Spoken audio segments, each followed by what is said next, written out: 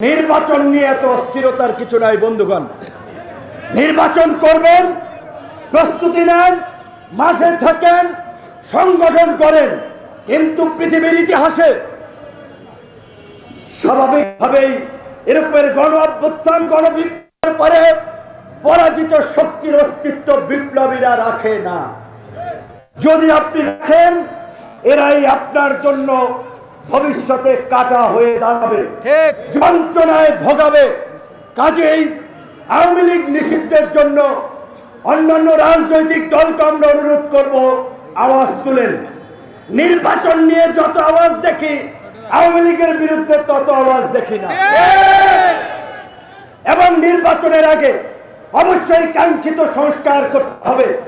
শুধুমাত্র নির্বাচনের জন্য, কাউকে ক্ষমতায় বসানোর জন্য, কাউকে এমপি মন্ত্রী কাউন্সিলর মেয়র বানানোর জন্য, কারো অবৈধভাবে টাকা পয়সার মালিক হওয়ার জন্য এই দেশের সাধারণ বন্দুকের নলের সামনে দাঁড়াইয়া যুদ্ধ করে নাই, জীবন দেয় নাই। সংস্কার করতে হবে। অবশ্যই সেই সংস্কার হবে জাতীয় ঐক্যমতের ভিত্তিতে। আজকে জাতীয় নির্বাচনের মতো একটা বড় কর্মযজ্ঞ করার জন্য এই প্রশাসন, তার জন্য স্থানীয় নির্বাচন দিয়ে আমরা প্রশাসন ফিটনেস করতে পারি। আমরা প্রশাসন এবং নির্বাচন করতে পারবো। তাই জাতীয় নির্বাচনের আগে স্থানীয় নির্বাচন দেওয়াটা আমি মনে করি এটা একটা ভালো পদক্ষেপ হতে পারে। একই সাথে আমরা সরকারকে আবার অনুরোধ করব, আপনারাই বলেছেন সংস্কার কমিশনগুলোর প্রতিবেদন দেওয়ার পরে জাতীয় ঐক্যমত প্রতিষ্ঠা করে সেগুলো কমিশনগুলোর প্রস্তাব ইতিমধ্যেই প্রধান উপদেষ্টার টেবিলে আগামীকালকে সমস্ত রাজনৈতিক দলকে নিয়ে জাতীয় সংলাপের ডাক দেওয়া হয়েছে। আমি প্রধান উপদেষ্টা সহ সরকারকে বলবো, ওই সংলাপ থেকেই আপনারা এই জন আকাঙ্ক্ষার বাংলাদেশ নির্মাণে, রাষ্ট্র সংস্কারের জন্য আগামীতে 1 বছর হোক, 6 মাস পরে নির্বাচন হোক, সেই নির্বাচনের পূর্ব পর্যন্ত জাতীয় ঐক্যমতের সরকার প্রতিষ্ঠার ঘোষণা দিন। আমাদের 1 নম্বর দাবি হচ্ছে, এই জুলাই গণহত্যায় জড়িত বিদেশে পলাতক মাস্টারমাইন্ড শেখ হাসিনা সহ সকলকে আইনের আওতায় এনে বিচারের মুখোমুখি করা এবং গণহত্যার সাথে জড়িত আওয়ামী লীগ ও তার দোসরদের রাজনীতি নিষিদ্ধ করা।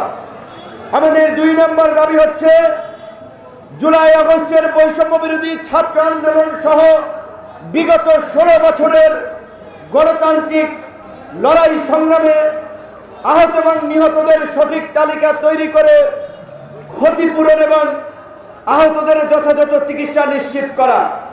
আমাদের 3 নম্বর দাবি হচ্ছে, গণ অভ্যুত্থানের আকাঙ্ক্ষায় রাষ্ট্র সংস্কার ও নতুন বাংলাদেশ বিনির্মাণে জাতীয় ঐক্যমতের ভিত্তিতে কার্যকর সংস্কার করা এবং অনতিবিলম্বে দেশে স্থিতিশীলতা ফিরিয়ে এনে এই গণহত্যার বিচার সহ সামগ্রিক জন আকাঙ্ক্ষা পূরণে আমরা মনে করছি এই উপদেষ্টা পরিষদ ব্যর্থ হচ্ছে।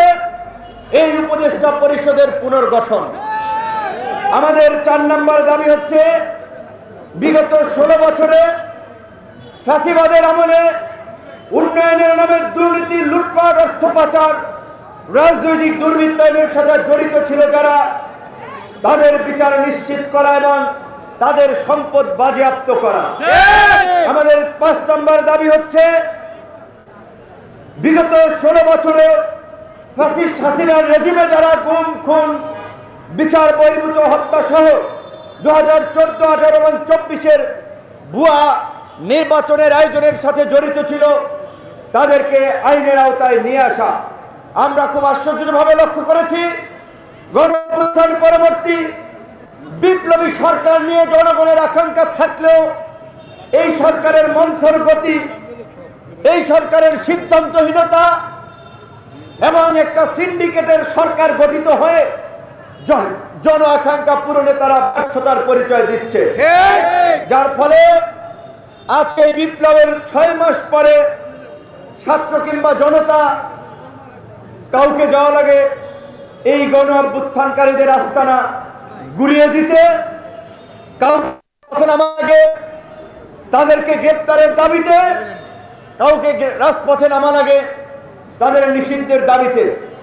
আমরা তো বন্দুকের নলের সামনে, কামানের সামনে নিজেদের জীবন সঁপে দিয়ে লড়াই সংগ্রাম করে এই সরকার গঠিত করেছি, এই সরকার প্রতিষ্ঠা করেছি। তারপরেও কেন আমাদের এই দুর্বৃত্তদের বিচারের দাবিতে রাজপথে নামা লাগবে, আমাদের কেন মিছিল করা লাগবে? তাই আমরা মনে করি অনতিবিলম্বে জন আকাঙ্ক্ষার রাষ্ট্র বিনির্মাণে, কার্যকর রাষ্ট্র সংস্কারের জন্য গণ অভ্যুত্থানের প্রকৃত অংশীদারদেরকে নিয়ে উপদেষ্টা পরিষদ পুনর্গঠন করা প্রয়োজন। আমাদের নেতৃবৃন্দ বলেছে, গত 6 মাস ধরে স্থানীয় সরকারের জনপ্রতিনিধি নাই। স্থানীয় সরকার কি গুরুত্বপূর্ণ আপনারা জানেন? উপজেলার চেয়ারম্যান, জেলা পরিষদের চেয়ারম্যান, পৌরসভা, সিটি কর্পোরেশনের মেয়রদেরকে অপসারণ করা হয়েছে। 6 মাসে এখন পর্যন্ত এই, আমি বলবো অবশ্যই অদক্ষ এবং তারা তাদের কাজে ব্যর্থতার পরিচয় দিয়েছেন। এখন পর্যন্ত স্থানীয় সরকার বিষয়ে কোনো সিদ্ধান্ত নিতে পারে নাই। 6 মাসে স্থানীয় সরকার ছাড়া একটা সরকার কিভাবে চলবে, কিভাবে শক্তিশালীভাবে কাজ করবে?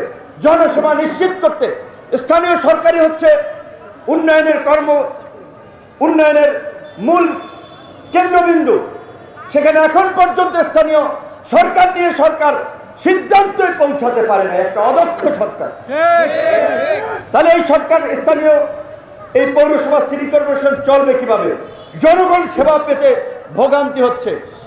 আমরা দেখতে পাচ্ছি কোথাও আমলা, কোথাও বিশেষ ব্যক্তি বিবেচনায় বিভিন্ন জায়গায় নিয়োগ দেওয়া হচ্ছে।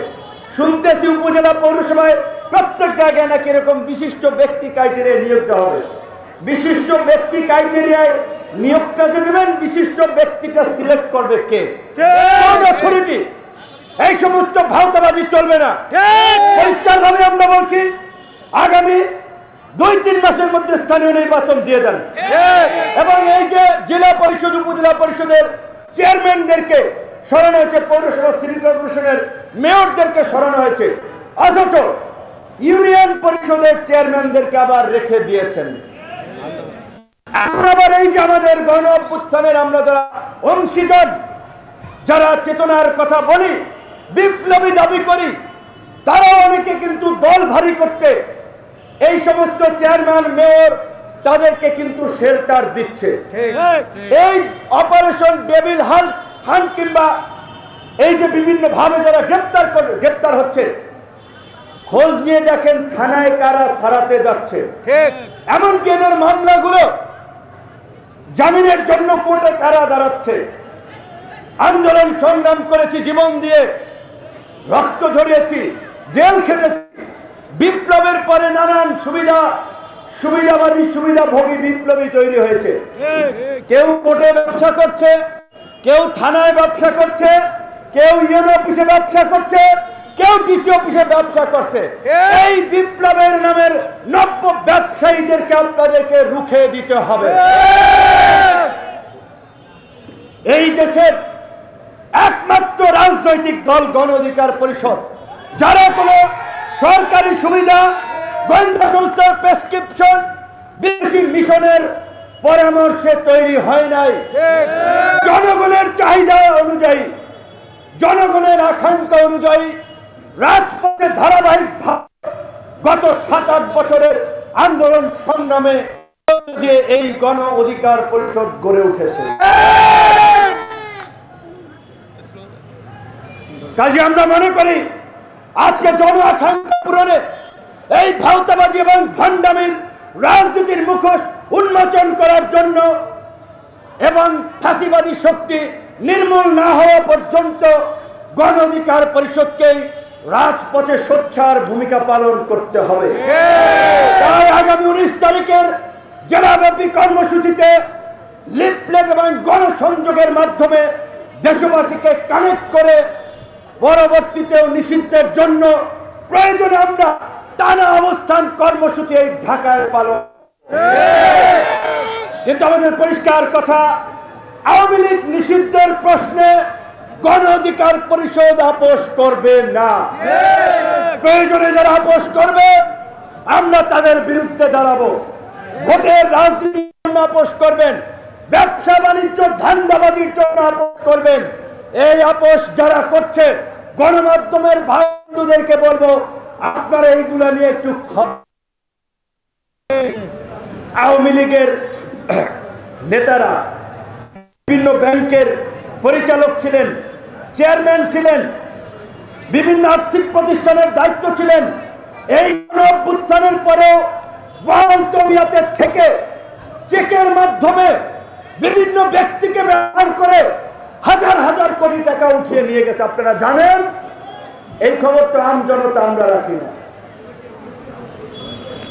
টাকা তারা উঠিয়ে নিয়ে গেছেন, অন্যদেরকে কমিশন দিয়েছেন। এই কমিশন বিভিন্ন স্তরে ভাগ বাটোয়ারা হয়েছে। কাজেই আওয়ামী লীগকে নিষিদ্ধের নামে কোনো আইয়াসমূলক পদক্ষেপে আমাদের সমর্থন দেওয়া যাবে না। আমাদের অবস্থান হচ্ছে আওয়ামী লীগ নিষিদ্ধ না হওয়া পর্যন্ত গণ অধিকার পরিষদ সারা দেশে আন্দোলনের পাশাপাশি রাজপথের কর্মসূচিতে থাকবে। এবং আমরা একটা কথা বারবার মনে করিয়ে দিতে চাই, এই জাতি বড় দুর্ভাগা, এই জাতি বড় অভাগা। এই জাতির কৃষক, শ্রমিক, মেহনতি মানুষেরা, এই জাতির বীর সন্তানেরা ইতিহাসের দেশের সংকটে বারবার বুক চিতিয়ে লড়াই করেছে, জীবন দিয়েছে, কিন্তু পরিবর্তনের সুফল ভোগ করেছে গুটি কয়েক। এই বিপ্লবের পরে তাই হতে যাচ্ছে। এই যে 24 জনের উপদেষ্টা পরিষদ, এমন উপদেষ্টা আছে যাদেরকে গত 16 বছরে অন্তত 50টা প্রোগ্রামে দাওয়াত দিয়েছিলাম, আসেন আপনারা একটু কথা বলেন, ফ্যাসিবাদের বিরুদ্ধে আওয়াজ তুলেন, মানুষ সাহসী হবে। তারা কিন্তু সিস্টেম করে চলেছে, একটা কর্মসূচিতেও আসে নাই। এমন তাদের মধ্যে অনেকে আওয়ামী লীগের ব্যবসায়ী থেকে শুরু করে প্রশাসনে থাকা এই ফাঁসিবাদের দোসরদেরকে শেল্টার দিচ্ছে। তাই আমরা বলছি এই উপদেষ্টা পরিষদ অবশ্যই পুনর্গঠন করতে হবে। নির্বাচন নিয়ে এত অস্থিরতার কিছু নাই বন্ধুগণ। নির্বাচন করবেন, প্রস্তুতি নেন, মাঠে থাকেন, সংগঠন করেন, কিন্তু পৃথিবীর ইতিহাসে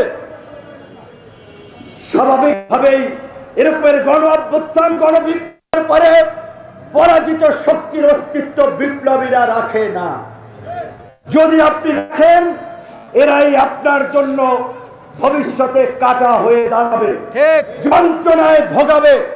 কাজেই আওয়ামী লীগ নিষিদ্ধের জন্য অন্যান্য রাজনৈতিক দলকে আমরা অনুরোধ করব, আওয়াজ তুলেন। নির্বাচন নিয়ে যত আওয়াজ দেখি, আওয়ামী লীগের বিরুদ্ধে তত আওয়াজ দেখি না। এবং নির্বাচনের আগে অবশ্যই কাঙ্ক্ষিত সংস্কার করতে হবে। শুধুমাত্র নির্বাচনের জন্য, কাউকে ক্ষমতায় বসানোর জন্য, কাউকে এমপি, মন্ত্রী, কাউন্সিলর, মেয়র বানানোর জন্য, কারো অবৈধভাবে টাকা পয়সার মালিক হওয়ার জন্য এই দেশের সাধারণ বন্দুকের নলের সামনে দাঁড়াইয়া যুদ্ধ করে নাই, জীবন দেয় নাই। সংস্কার করতে হবে। অবশ্যই সেই সংস্কার হবে জাতীয় ঐক্যমতের ভিত্তিতে। আজকে জাতীয় নির্বাচনের মতো একটা বড় কর্মযজ্ঞ করার জন্য এই প্রশাসন, তার জন্য স্থানীয় নির্বাচন দিয়ে আমরা প্রশাসন ফিটনেস করতে পারি। আমরা প্রশাসন এবং নির্বাচন করতে পারবো। তাই জাতীয় নির্বাচনের আগে স্থানীয় নির্বাচন দেওয়াটা আমি মনে করি এটা একটা ভালো পদক্ষেপ হতে পারে। একই সাথে আমরা সরকারকে আবার অনুরোধ করব, আপনারাই বলেছেন সংস্কার কমিশনগুলোর প্রতিবেদন দেওয়ার পরে জাতীয় ঐক্যমত প্রতিষ্ঠা করে সেগুলো কমিশনগুলোর প্রস্তাব ইতিমধ্যেই প্রধান উপদেষ্টার টেবিলে আগামীকালকে সমস্ত রাজনৈতিক দলকে নিয়ে জাতীয় সংলাপের ডাক দেওয়া হয়েছে।